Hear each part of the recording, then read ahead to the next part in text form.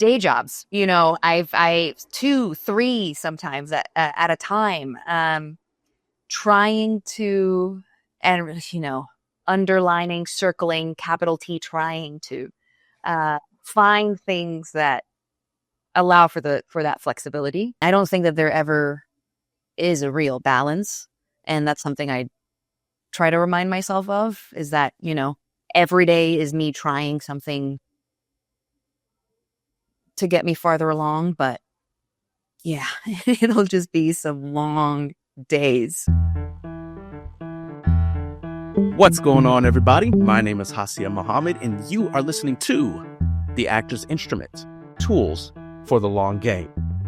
Before we dive in, please, wherever you're listening to this episode, make sure you give it a like, follow us, and or subscribe. It helps out a ton, and I appreciate it. Thanks, y'all. This month, we are continuing our theme of highlighting the breakout moments in our guests' careers, and today, we've got another guest coming to us from the Great White Way. Last week, it was all musicals, and this week, we chat the Broadway play.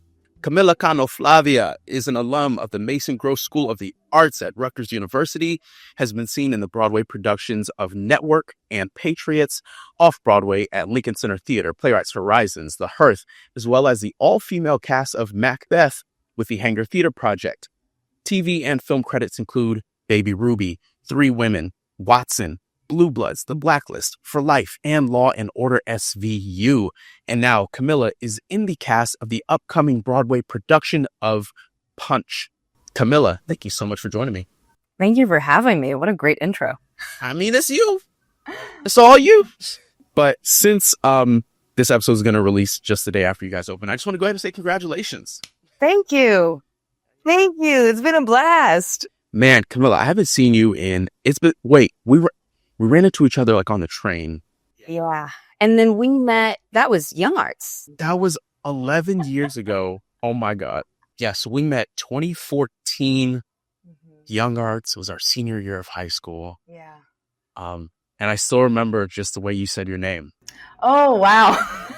Camila. Yeah. That was a wild, to be taken out of your own little petri dish in your school, to then be amongst all of these incredibly talented young people was sort of it was an awakening. And for the folks listening at home who have no idea what we're talking about, there's this program called Young Arts, and kids from the age of 15 to 18 can apply to be a part of this program, and it spans all these different artistic disciplines. I've probably talked about it on the show briefly from here or there, but ultimately within each artistic discipline, whether it's dance, acting, writing, architectural design, filmmaking, what have you, they choose a group of finalists, because technically it's a competition, although it doesn't really feel like it. You're there. But you apply or audition, they select their finalists. For our year, it was 23, 22, so low 20s of us actors who were selected, both musical theater performers and what they would call spoken theater. And we all flew to Miami for the week and got some coaching for some incredible panelists. Our year, we had Rosie Perez, Kevin Carroll, Jen Waldman, some real powerhouses. And that's where Camila and I met.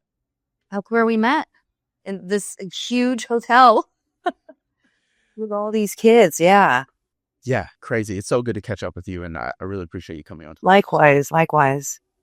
Okay, so let's talk Punch, because, again, when this episode drops, this will be the day after you guys have opened. I would love to know, just how's the process been so far? Can you tell us about the show that's not going to give too much away?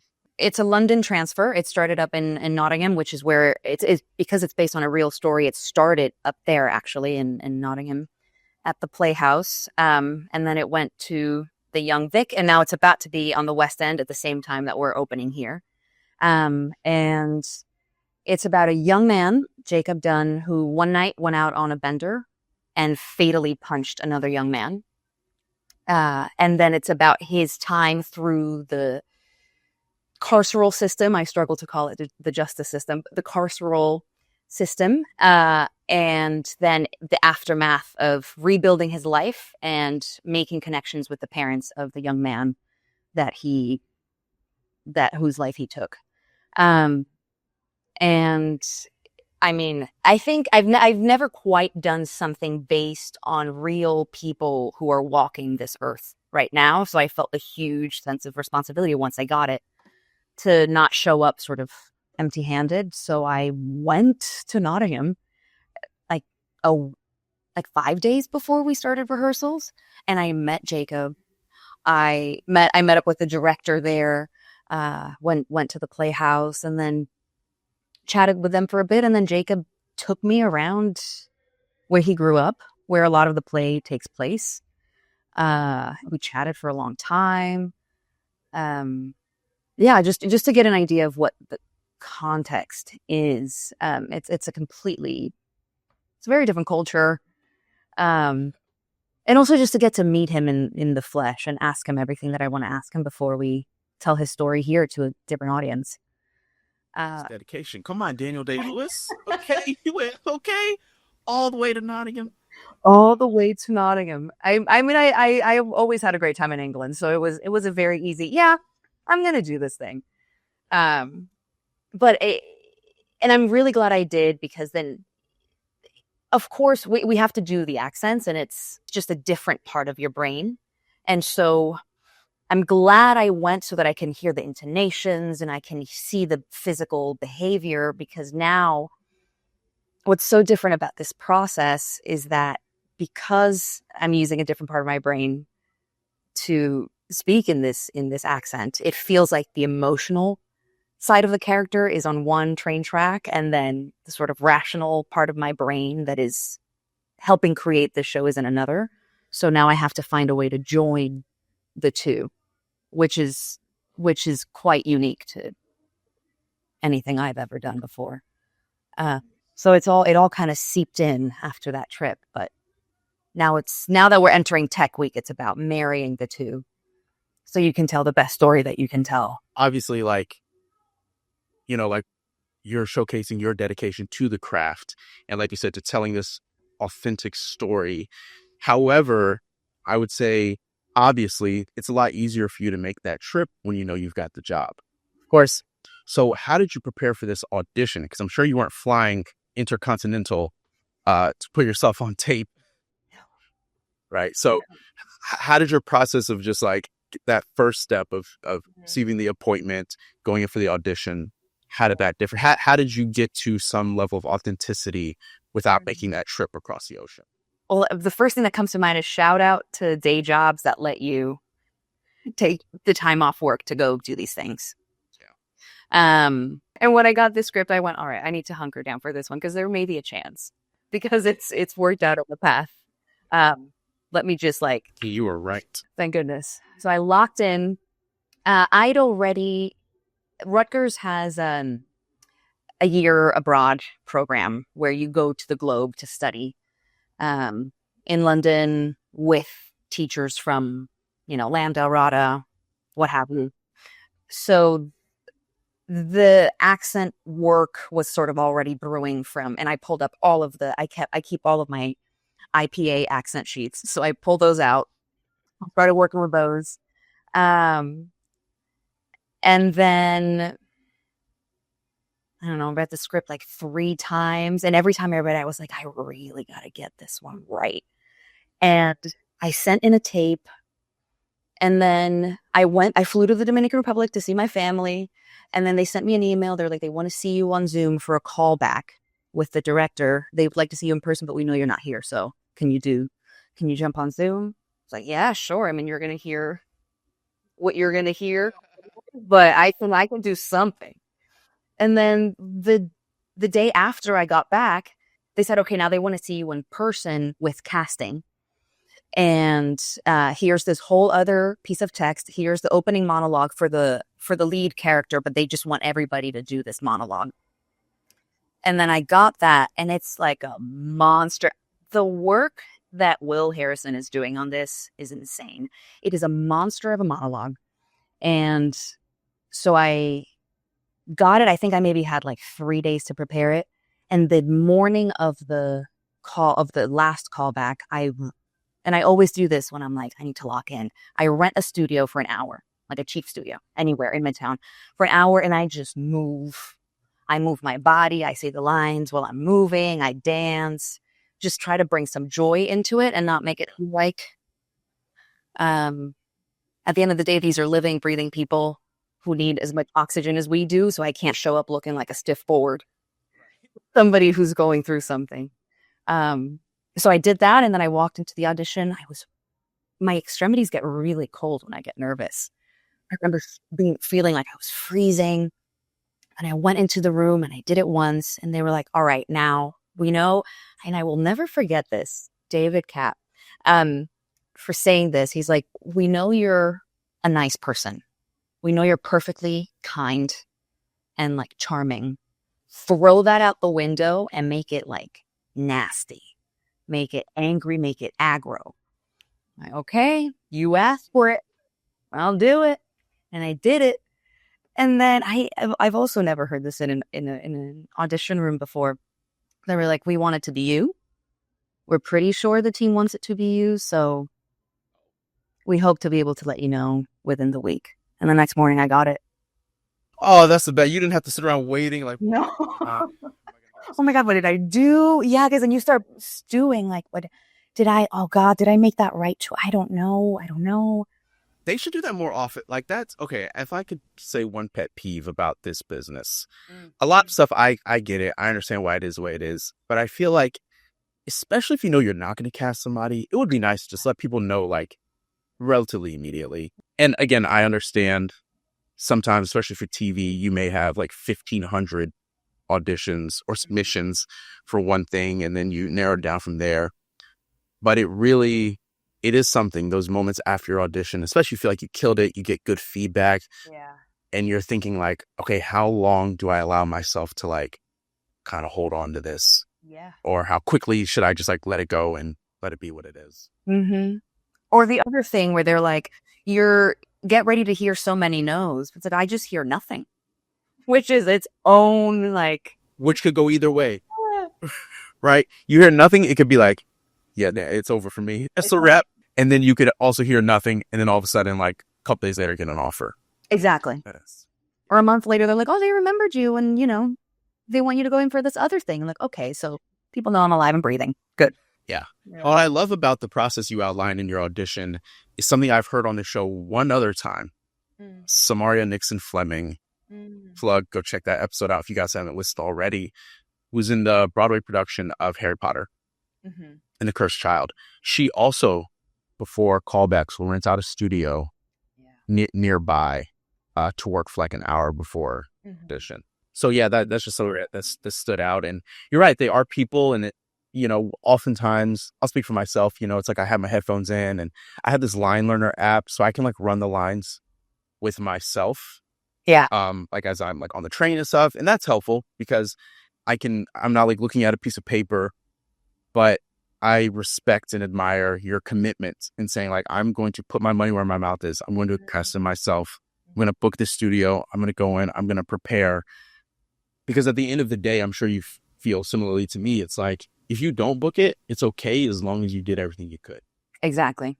That's all I want to know, is that I didn't try to sabotage myself in any way or, like sell myself short for something that I, by the last callback, you're like, okay, I have a pretty good shot at this. So why not go all the way with it if I can? It's not to say I'm not stewing after, like, oh my God, what if I, No, but I mean, you're right. Like, if you're in multiple rounds of callbacks, it's only between a couple people at that point. So no sense of holding back at that moment. Now, this is your third Broadway play. Yeah. Which, in my opinion, has got to be much harder to do than some of the folks I've had on the show who've done like multiple Broadway musicals. And it's not about necessarily like one person's level of talent over the other. Let's just talk numbers, right? There's so many more musicals on Broadway than plays. And the casts in musicals are so much bigger than plays, typically, like just on average. So it's like, if you're a musical theater performer, you literally have more bullets in the chamber, as we would say, right? There's more opportunities. So I think it's just super impressive that within kind of a short amount of time, you've managed to book 3 Broadway plays. What I would like to know is, what is it about you that keeps these bookings coming? Like, what would you narrow down as your defining quality that is separating you in the room from all these other actors? I don't know how I'm perceived, but I can tell you what I'm thinking about when I'm doing this is I'm looking at specificity in the body, making sure that I am doing something that's slightly different from myself. Once I'm working on something, I work with a movement coach to make that, especially if I'm working on something with different characters. If you give me permission, like in this last one, I will go, I'll go ham if you need me to, especially in a theater setting, because it is where I feel the most free and like I can do anything. And because there isn't this going on, which I sometimes struggle with, I'm like, okay, I'll give you what I got. And also I'm a member of a theater company. So every Sunday, I mean, not now while I'm in rehearsals, but every Sunday I'm working out this physical muscle. And constantly we're doing kind of like a graduation of Meisner work. So I'm always doing this and I'm always here. So by the time I get into the room, I'm sort of like oiled up and ready to go. I feel like that's the best way that I can answer that. I'm not entirely sure. It is a hard question, but I ask it intentionally because I think it's important, at least I hope that people who are listening to the show, they're coming to hear like what has led to your success, and can it be replicated? And what I hear from you is what makes you unique is your process. Have a unique process and it works, right? So you're consistently working on your craft by being engaged with the theater company. So weekly, you're working on the craft, whether you're booked on a contract or not, you always have something that you're working on. Yeah. 2, when you go in for your auditions, like you said, you are, you call back to something like you'll rent out a studio, you'll hire a movement coach. So to me, I hear like your process and also your investment, right? Because it's hard. It's hard. Like I've worked with a lot of coaches and stuff. Mostly I'll like hire a coach for film and TV work specifically because I don't know, for me at least, I'm like, man, it feels like higher stakes. And it's, I pay $165 for somebody to work with me for an hour for a thing that statistically I'm not going to book. Like it's a tough move for people to make. So I respect that you're committed to investing in yourself and investing in your opportunities, and it's working. Now, let's go back to your first Broadway contract, Network. Is there anything about that process, that project that has stuck with you? It closed 6 years ago, 2019. Yeah. Is there anything that you're like, man, this one thing from that one experience that you take away? I would say working with Bryan Cranston, watching him be number 1 on the call sheet, the grace with which he moved, how comfortable he made us all feel, watching him sort of go from this really put together person to then completely lose his mind. And then he'll walk off stage to go do a transition, do a quick change, whatever it is. And he'll be like, hey guys, how are you? Drop it and then completely step back in and he's in it again. That watching that kind of flexibility, we are dead serious. And then in the drop of a hat, we're just at work and then dropping back in. That is to me like the kind of behavior in an actor that I admire the most. And when I watched him do that, I said, okay, it is possible to be as invested as you are in what you do. And then at the end of the day, you're also a person. So find the balance between those two. Yeah. He's worked for forever, but it wasn't until Breaking Bad that he kind of became an icon within the zeitgeist where everybody, household name, he's been working for decades. Yeah, I read his book. I was like, oh my gosh, you've been around for a minute. And commercials and this and that. And Yeah. He's one of those people that is playing the long game and is acting accordingly as he goes through his career. Like, take care of yourself if you want to do this for a long time. It's easy to get burnt out. Yeah. It's easy to, even while you're working, we think about the time between contracts, which I'm going to ask you about in a second. But when you're on a contract, it's so easy. You're putting so much into it every single night, trying to deliver performance that like every single audience will appreciate, and it will be worth their while and worth their dollar. Yeah. It's a lot. So yeah, take care of yourself. It's important. Yeah. Now, let's talk about that downtime between contracts. Mm-hmm. You mentioned earlier, like having a day job that lets you, do what you need to do. How do you manage your time between contracts? Because when people look up your resume, they're like, oh my goodness, you've done like 3 Broadway plays, these off-Broadway shows, these TV. Mm-hmm. But as we know, you're not doing that every day, every year. No, there are months and months. There are periods where it's like, more than half a year.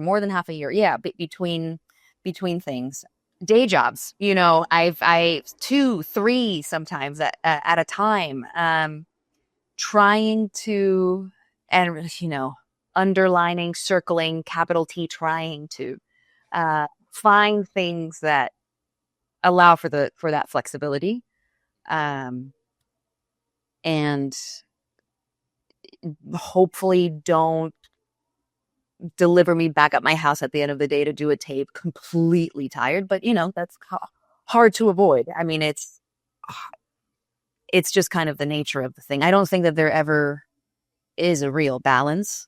And that's something I try to remind myself of, is that, every day is me trying something to get me farther along. But yeah, it'll just be some long days of either babysitting, catering, translating, whatever comes along. I recently started doing signed with the commercial department in my agency. And so I've been able to do a couple of those, which has been so helpful. It's a real like juggling act that we all have to do. Like you said, multiple jobs at one time. We had a great conversation. A recent guest on the show, Bryce Michael Wood, was talking about, he was in the off-Broadway production of Ceremonies and Dark Old Men this spring. And he was like, there was a day where he worked 5 day jobs and did a show that evening. Wow. Yeah. And it's like, now we're talking about a disparity between, let's just be honest, the pay off Broadway versus Broadway. So like, that's a whole other can of worms, where like these off-Broadway contracts are literally all over the place. And I know you've done multiple contracts, so Yeah. But it's real. It's a juggling act. But I just think it's important for people to hear, that along with the success. Yes. This career is a roller coaster. Like right now you're up, Punch opens in a few weeks. You guys start previews, what, in 2 weeks? Yeah, 2 weeks. Yeah. Or week after next, whatever that is. And it's like, let's, ride this high, but also just know the reality of like, it's not always high.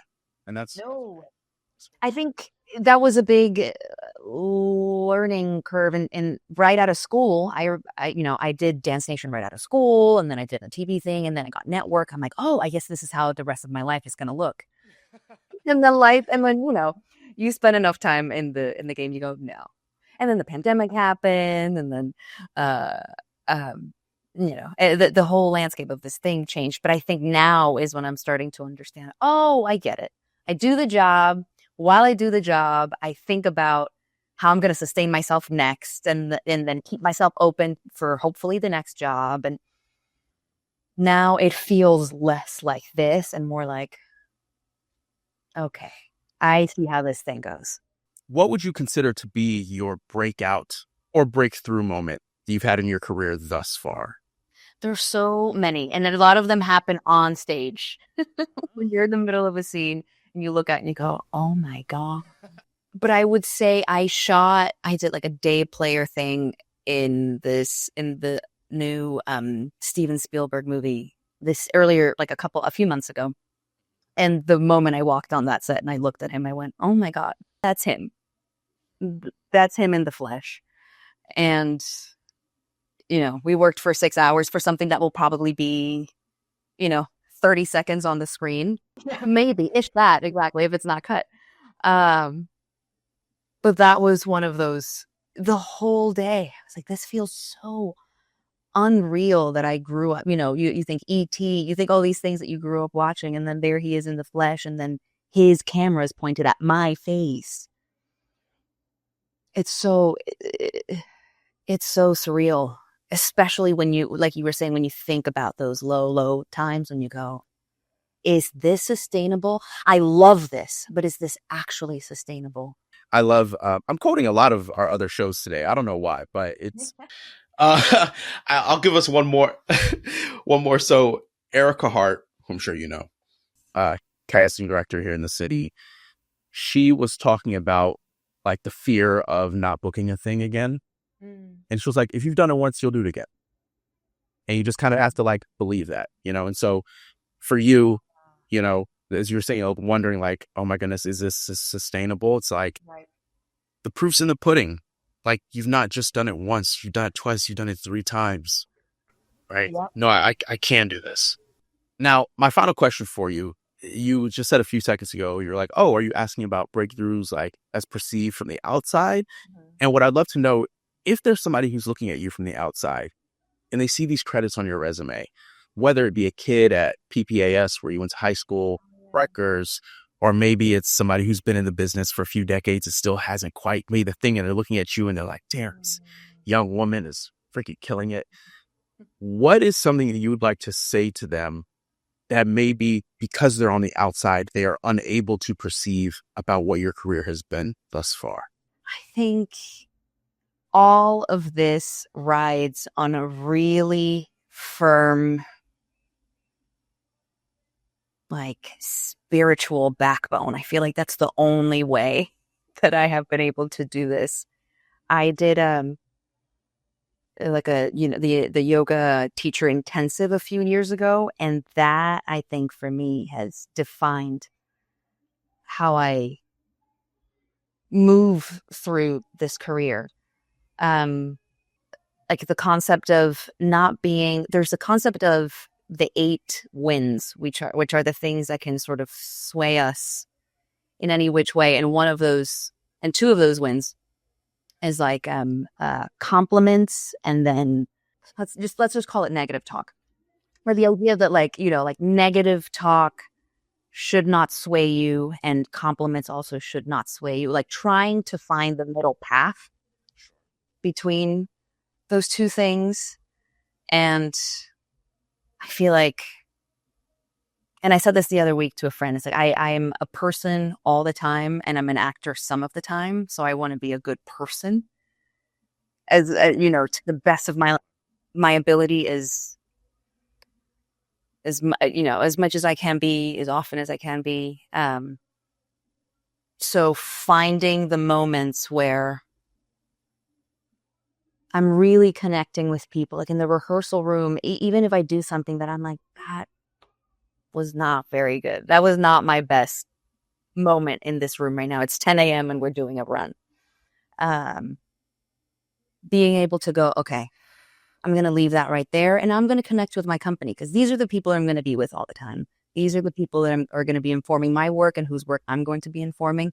So let me be as open and receptive for them, so that by the time I go back, I've got something else to come in with. So finding ways to be the most present in my life, I feel like has defined these past few years, everything that I've done, and hopefully informs my work thereafter. Camila, thank you so much. I know today's your day off. So thank you so much for spending time with us. Again, congratulations on Punch. I hope that opening is everything you guys want it to be. Oh my gosh. Thank you so much for having me. This has been a blast. Again, heavy hitter with the question. I'm going to be reflecting on this for a while. Alrighty, folks. If you enjoyed this conversation with Camila, then you'll love a recent interview I did with Caro de Atayak. So be sure to check that out. Thank you all so much for tapping into this week's episode of The Actor's Instrument. If you haven't already, please like this episode, give us a follow if you're streaming, or subscribe if you're on YouTube. Please just take 10 seconds to do that. It helps out a ton. Major shout out to our co-producers and distributors over at Next Chapter Podcasts. We'll be back next Tuesday. Till next time, y'all. Peace.